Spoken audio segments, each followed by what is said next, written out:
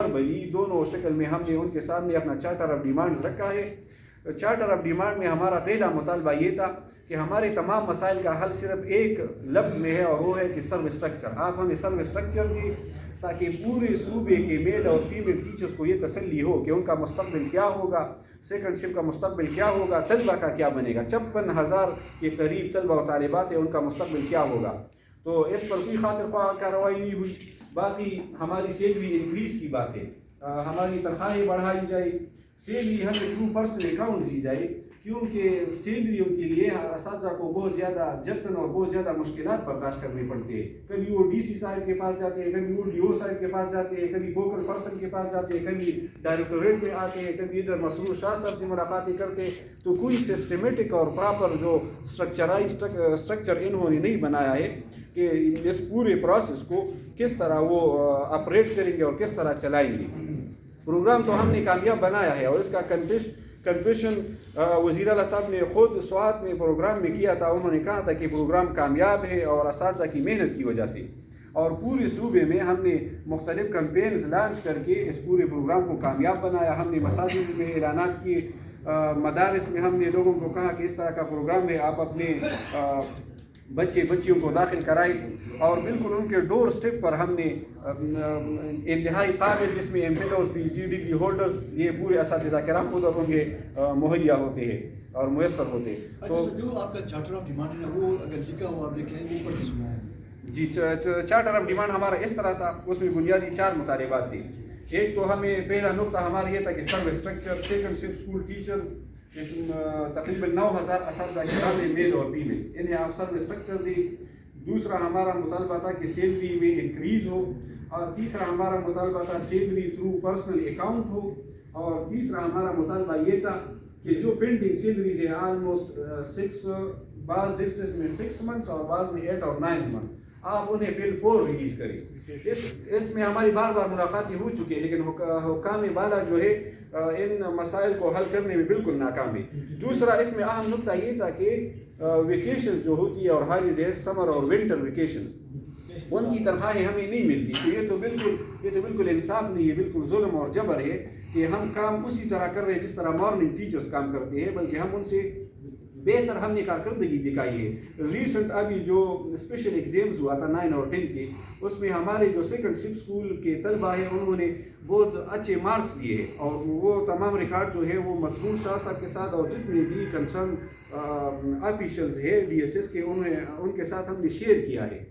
تو ہم نے تو کارکردگی دکھائی ہے، پروگرام بھی ہم نے کامیاب بنایا ہے۔ ہماری طرف سے جو ممکن تھا اس پروگرام کو کامیاب کرنے کے لیے ہم نے کیا ہے، لیکن اب ان جو متعلقین سیکنڈ شپ سسٹم ہے، اب ان کی ذمہ داری ہے کہ اب یہ ہماری مطالبات حل کریں، کیونکہ ہمیں تنخواہیں پرسنل اکاؤنٹ پر نہیں ملتی، جس کے لیے ہمیں 6 اور 7 اور 8 مہینے ہمیں ان کے لیے انتظار کرنا پڑتا ہے۔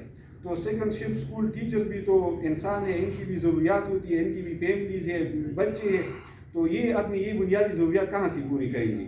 اور ان کا اعتراف تو منسٹر صاحب اور حافظ محمد ابراہیم صاحب جو ڈائریکٹر ہے ایجوکیشن کا، انہوں نے کئی موقعوں پر اس کا اظہار کیا ہے کہ آپ کا پروگرام کامیاب ہو، اس کے اعتراف کر رہے ہیں، لیکن اس کے باوجود ہمارے مسائل حل نہیں ہو رہے۔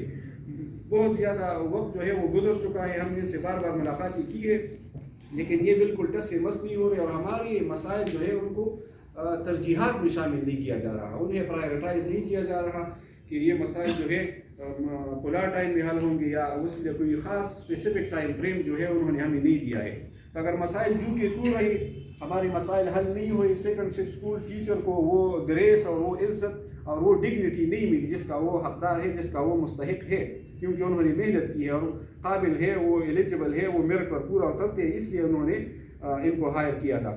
تو انشاءاللہ ہم پھر احتجاج کا جو سلسلہ ہے ہم وسیع کریں گے۔ آلریڈی ہمارے پروٹیسٹ ہو رہے ہیں، چترال میں بھی ہم نے پروٹیسٹ ریکارڈ کیا ہے، ادھر پریس کلب میں، ملاکنڈ بٹخیرہ پریس کلب میں ہم نے پروٹیسٹ ریکارڈ کیا ہے۔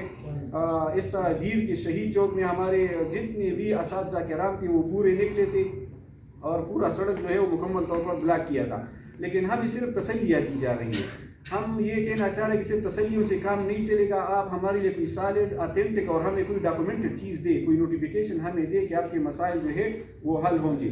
تو اس طرح ہے کہ اگر ہمارا کام نہیں ہوتا تو انشاءاللہ یہ تحریک ہم پورے صوبے میں بڑھائیں گے، اور اگر حالات اسی طرح رہے تو انشاءاللہ ہم اگر ترقی صاحب رہے اور نہ رہے تو انشاءاللہ ہم ترقی ہاؤس کا گھیراؤ کریں گے انشاءاللہ. پورے اساتذہ کرام یکسو ہے، یک جان ہے، اور بالکل وہ اس جذبے اور ولولے میں ہے کہ اگر آفیشیل نوٹیفیکیشن نہیں کرتے.